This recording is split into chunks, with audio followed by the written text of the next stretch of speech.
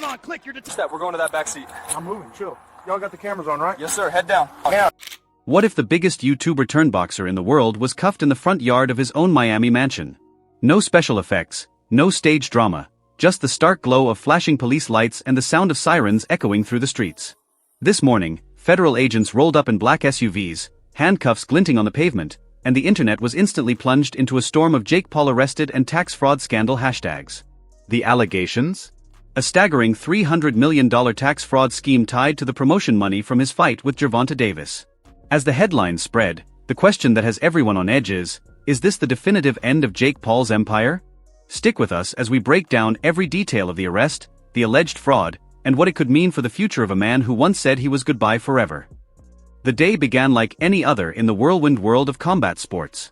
The arena lights flickered, the crowd roared, and in the midst of it all stood Jake Paul, his jaw clenched, his smile bright, ready to claim the ring and the headlines. Fans streamed his promotional videos across social media, each clip punctuated by his trademark bravado. No one could have guessed that the roar of the crowd would soon be drowned by the wail of sirens. Federal agents arrived at Jake Paul's Miami residence before dawn. Black SUVs rolled up, and a squad of officers in uniform marched forward, their boots echoing on the polished marble. The agent who had led the operation watched the young athlete through the glass, noting the calm expression that had become synonymous with Paul's public persona. He slipped into a handcuff that would lock in place before the last of the bright lights dimmed on the boxing ring. For the moment, the world felt the shock of the arrest. Within minutes, hashtags like Jake Paul arrested and tax fraud scandal erupted on every platform, a flurry of memes, and memes. Some posts simply quoted the word arrested, while others spun conspiracy theories, each vying for the top spot in the trending list. The sheer scale of the internet's reaction made it clear. This was not a stunt, but a headline that would dominate headlines for weeks to come. The arrest was not a spontaneous event, but the culmination of a painstaking 6-month investigation. Federal auditors had begun sifting through Jake Paul's business accounts earlier that year, looking for irregularities that could have gone unnoticed amid the chaos of fight promotions and brand deals. Their focus sharpened when they traced a series of large offshore transactions that spanned several jurisdictions. The moves appeared to be tied to fight-related promotions, sponsorships, and even to a new cryptocurrency token that the young entrepreneur had launched in partnership with a sports betting platform. Sources close to the investigation described the audacity of the alleged scheme. The prosecutors claimed that Paul had funneled over $300 million in taxable income through multiple shell companies. These companies served as conduits, masking the flow of money from endorsements, fight payouts, and merchandise sales. The shell companies were registered in jurisdictions known for lax disclosure requirements, creating a labyrinth that even seasoned accountants found difficult to navigate. What added a dramatic layer to the narrative was Paul's own public claims regarding the Gervonta Davis fight. He had announced, with a flair that bordered on theatricality, that he owned part of the event. That bold statement, originally framed as a publicity ploy, now seemed to be the very foundation of the accusations.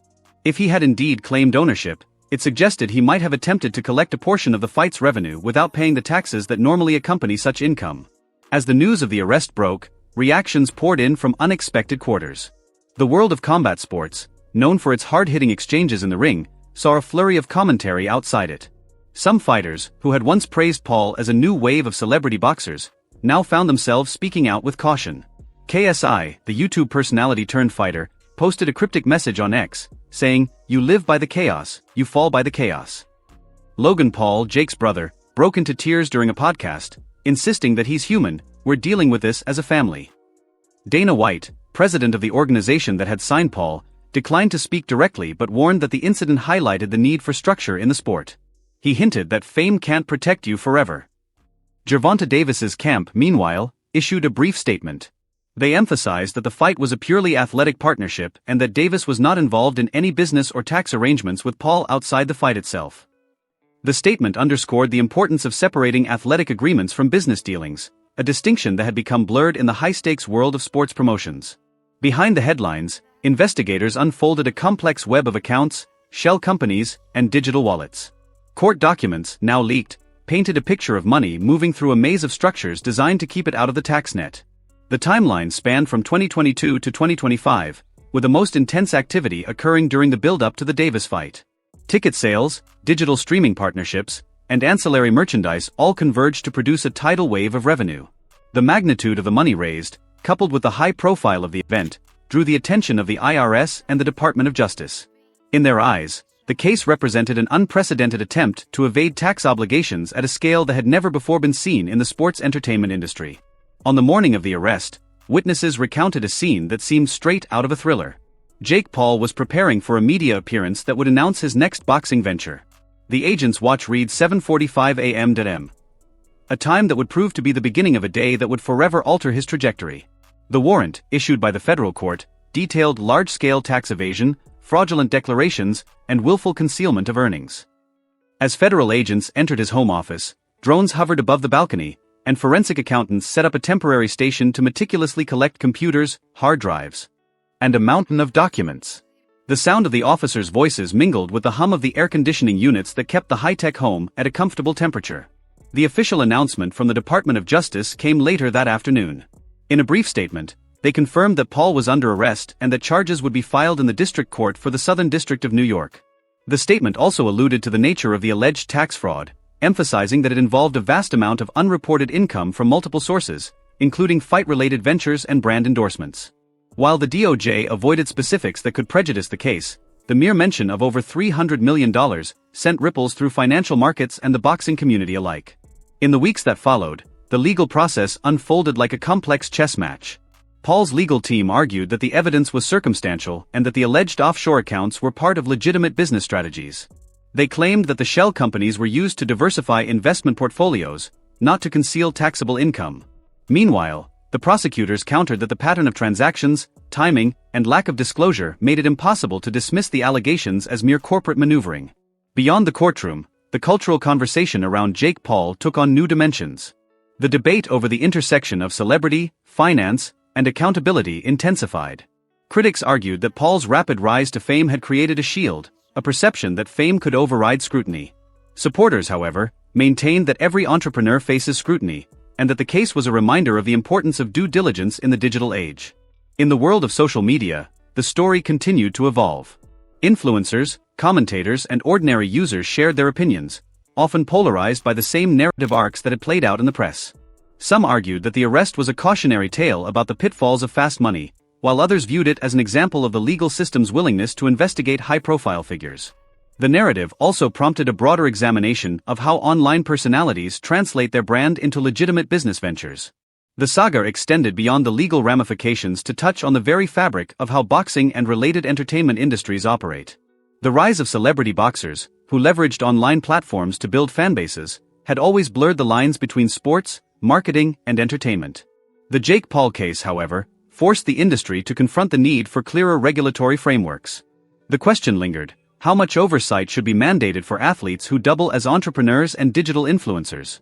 In the end, whether or not the charges would stand, the story of Jake Paul's arrest resonated far beyond the courtroom. It became a story about ambition, the seductive allure of money, and the unforgiving nature of law. It also highlighted the volatility of fame, how a single day could transform a celebrity's trajectory from soaring heights to a stark reality check. As the legal proceedings continued, the world watched with bated breath, wondering whether this would be the final chapter of Jake Paul's empire or merely a new beginning under different circumstances. The answer, like the final round of a boxing match, would unfold only when the next bell rang. The night the legal team stayed quiet, a single pulse from Jake's account on X reverberated through millions of eyes. The message read simply, "No matter what happens next, I did everything I could to build something real. Goodbye for now." Within minutes the post vanished, but the screenshots that surfaced before deletion spread like wildfire across the internet, each one a stark reminder that even the most powerful figures can be reduced to a fleeting tweet. The image of a silent, dimly lit ring became a symbol, a visual shorthand for a career that, overnight, appeared to be crumbling. It left fans and critics alike to grapple with a simple question: was this a final farewell or a calculated withdrawal from a storm that could not be contained? The ripple effect was immediate. Jake Paul's empire, once built on the foundations of viral videos, high-profile fights, and a burgeoning promotion company, suddenly felt the tremors of uncertainty. Sponsors that had previously seen his brand as a lightning-fast engine now found themselves in a pause state, reassessing contracts that risked association with a figure under federal investigation. Streaming platforms, too, paused ongoing deals, wary of being dragged into legal complications. Analysts dubbed the sequence a total collapse of the Jake Paul empire, a stark departure from the days when his brand was a case study in cross-platform monetization. Every venture, from his merchandise lines to his real estate investments, saw sudden dips in valuation as the market recalibrated risk. The threat of prison time loomed large. Under U.S. tax law, fraud exceeding $100 million could bring a maximum of 25 years behind bars, coupled with restitution that would likely erase the fortune built from the ground up. The internet, ever a mirror of public sentiment, fractured into two polarized factions. On one side, a chorus of supporters surged forward, framing the arrest as yet another media witch hunt targeting an influencer who dared to disrupt entrenched systems. They argued that the relentless scrutiny of a young entrepreneur, a product of the digital age, was disproportionate and unjust. On the other, an avalanche of condemnation flooded feeds, comments calling him arrogant, reckless, and too cocky for his own good. YouTube reaction videos skyrocketed, each dissecting the alleged fraud with graphic detail. Headlines screamed, "Jake Paul destroyed his own career," and $300 million tax scandal, the end of Jake Paul. The language was blunt, the judgment unforgiving. Even seasoned boxing analysts, previously caught in the crossfire of hype and hype machines, weighed in with sober reflections. Jake's story was about breaking the system. Now it looks like the system broke him instead. Rumors of Gervonta Davis's involvement surfaced amid the swirl of speculation. Many fans, drawn by the fact that the alleged fraud was tied to the high-stakes Davis fight, asked whether the former champion had been complicit. Sources close to Davis confirmed that he had never had any financial entanglement in Jake's business operations. However, the public could not help but make connections, particularly because Paul's promotion company was heavily involved in marketing the pay-per-view event. Internal accounting records for the fight revealed irregularities, large unreported payments that investigators began to scrutinize. While Davis's camp distanced itself completely, the financial trail tied back to the same chain of transactions that now attracted federal eyes. The court of public opinion, ever swift, began to speculate whether the fighter's name had been unwittingly implicated, creating a ripple of doubt that stretched beyond the ring. In the midst of this storm, the legal team released a succinct statement. Mr. Paul maintains his innocence and intends to fully cooperate with authorities. However, he will be stepping back from public appearances and upcoming events until further notice. To many, this seemed like a prelude to retirement, a definitive curtain call after a meteoric rise. His final Instagram post amplified the sense of an ending, a solitary photo of an empty boxing ring under dim light, captioned, "It was one hell of a fight." The image, simple yet profound, resonated with fans worldwide. Was it a metaphor for a career concluded or a signal that he was stepping away from the very sport that had propelled him to stardom? The ambiguity only fueled the narrative that Jake was withdrawing, perhaps forever, from the limelight that had defined his public persona. The legal road ahead remains daunting and opaque. If convicted, the consequences would be catastrophic: a loss of fortune, dissolution of his companies, and incarceration that could last decades. Even a conviction for fraud over $300 million could trigger restitution orders that would strip him of assets, including the properties and brands he had amassed. A dismissal or acquittal, while sparing him from jail, would not automatically restore the public trust he once commanded. The stigma attached to the allegations could linger like a shadow, making any attempt at reinvention fraught with skepticism. For a figure who once leveraged his digital presence to become a global brand, the question now is whether his legacy can be salvaged, or if it will forever be marked by this chapter of controversy. The saga also raises questions beyond personal consequences.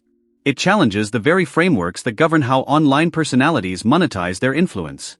The convergence of digital fame, entrepreneurial ventures, and athletic pursuits creates a gray area that traditional regulatory bodies struggle to navigate.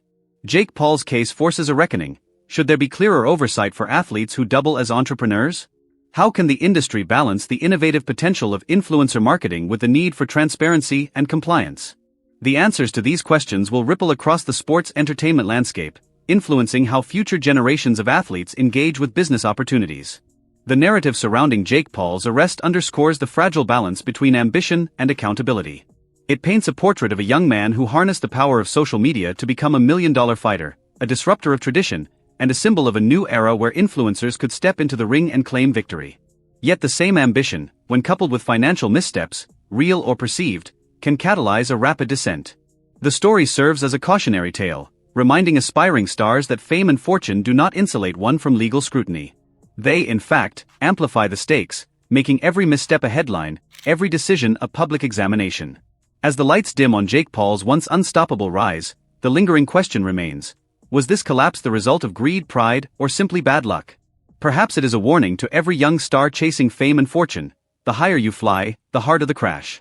The narrative of a boy who built an empire from a bedroom prank video, only to watch it crumble before his eyes, is a stark reminder that the pursuit of success can be a double-edged sword. His final message, "Goodbye forever," could be interpreted as a surrender to the forces that have cornered him or a deliberate exit strategy to protect those who have supported him. Regardless of intent, the declaration has etched itself into the public consciousness, cementing a legacy that will be remembered for both its brilliance and its downfall. The indictment that rattled the world was not a sudden surprise. It was the culmination of months of meticulous investigation. For the prosecutors, the case against Jake Paul unfolded as a series of fiscal missteps that, when stitched together, painted a picture of deliberate evasion rather than mere oversight. Their claims centered on a sprawling web of offshore accounts, shell companies, and unreported income that spanned the globe, a pattern that fit the textbook definition of tax fraud. The evidence presented at arraignment, a stack of bank statements, financial ledgers and communication logs, suggested that the revenue generated from his fight promotions, merchandise lines, and digital partnerships had been deliberately siphoned off into accounts that could not be traced back to his primary business operations. When the courtroom doors opened, the atmosphere was thick with anticipation.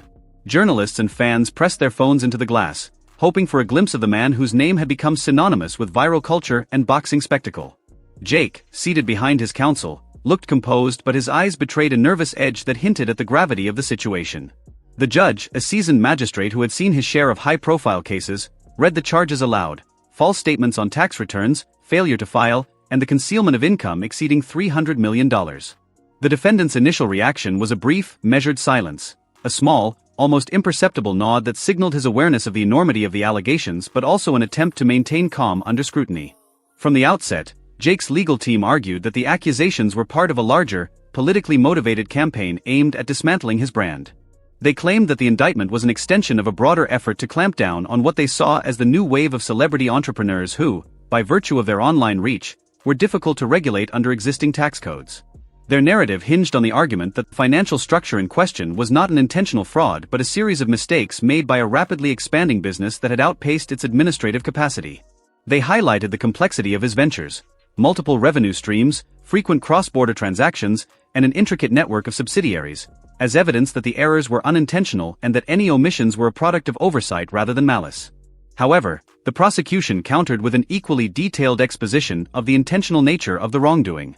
They presented a chronology of key events: the establishment of offshore entities in jurisdictions known for tax secrecy, the deliberate misreporting of income on federal filings, and the use of shell companies to divert funds away from the state and federal tax apparatus. Each point was supported by forensic accountants who testified that the financial trail was deliberate, that the taxpayer was well aware of the obligations it incurred, and that the deliberate misreporting was not a mere slip of the mind but a calculated strategy to preserve wealth.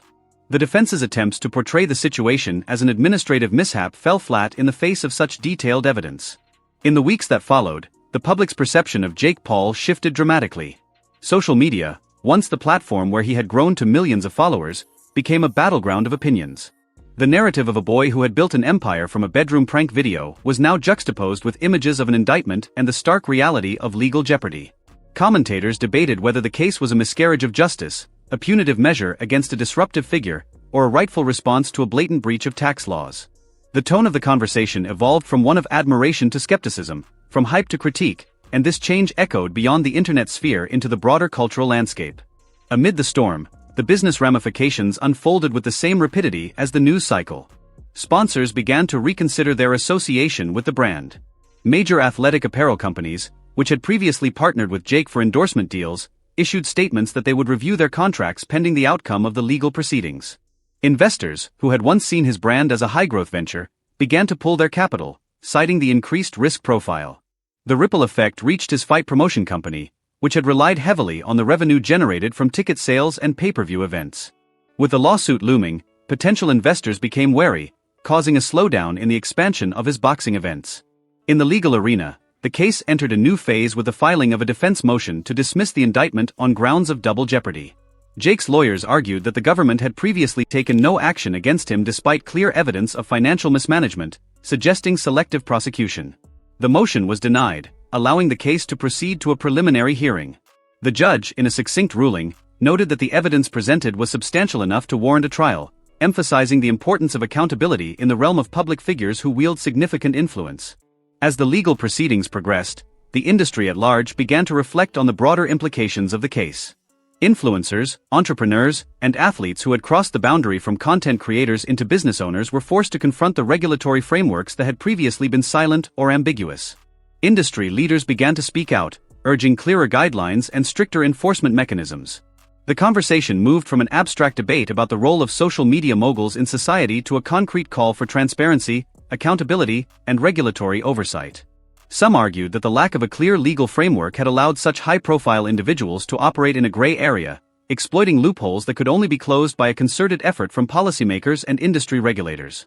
Behind the headlines, the personal toll on Jake himself was becoming increasingly evident. In private interviews, he revealed that the arrest had disrupted not only his professional trajectory but also his personal life. His family, once public fixtures in his carefully curated persona, now faced the quiet challenges of navigating a public crisis. The strain on his mental health was palpable, with reporters noting his increasing withdrawal from media appearances and his reluctance to engage in public discourse. His last recorded public statement, "Goodbye forever," was interpreted by some as a resignation, a desire to protect those around him from the fallout, and by others as a strategic move to manage his legacy. The ambiguity of the message only deepened the mystery that surrounded his sudden exit.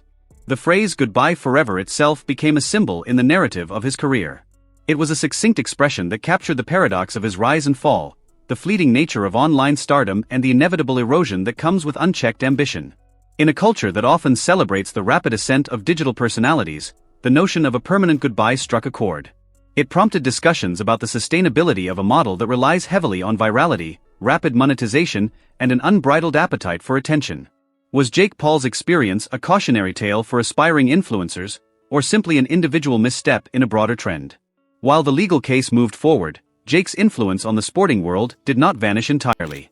Analysts noted that despite the scandal, his impact on the integration of boxing with entertainment remained undeniable.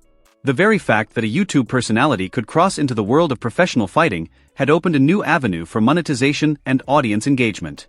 The industry was now confronted with the need to adapt, to balance the allure of celebrity influence with the rigors of compliance and ethical standards. The question remained: would the sports entertainment landscape evolve to integrate these new forms of monetization while preventing similar controversies? The broader conversation about influencer responsibility also found new urgency. Many argued that the rise of social media influencers, particularly those who had amassed massive audiences without traditional gatekeepers, had created a loophole in regulatory oversight. The Jake Paul case became a focal point for this debate, prompting calls for new policies to ensure that influencers adhere to existing tax laws, disclose financial dealings, and maintain transparency in business ventures. The need for regulatory clarity was clear. The previous regulatory vacuum had permitted not only the emergence of a new celebrity class but also the exploitation of tax loopholes. Even as the trial unfolded, the public remained captivated. The court proceedings were streamed live on various platforms, a testament to the enduring appetite for real-time exposure. People watched, debated, and analyzed every argument, every piece of evidence, and every counterclaim.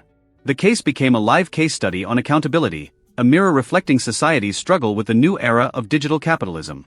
Each day, new developments unfolded, from surprise witnesses to forensic revelations, and each sparked a wave of commentary. The narrative was no longer just about a former viral star. It had evolved into a saga about the limits of fame, the weight of responsibility, and the intersection of law and culture.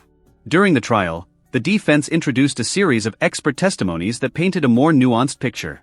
They suggested that the financial discrepancies were a byproduct of rapid growth and complex international operations rather than outright fraud. These testimonies highlighted the fact that many emerging digital entrepreneurs had similar struggles, often falling into legal gray areas due to a lack of professional legal guidance. While these arguments did not absolve Jake of wrongdoing, they provided a context that resonated with a public wary of punishing innovation for procedural missteps. The defense's narrative emphasized that, in a rapidly evolving digital economy, the law must adapt to prevent penalizing entrepreneurs who are genuinely pushing boundaries.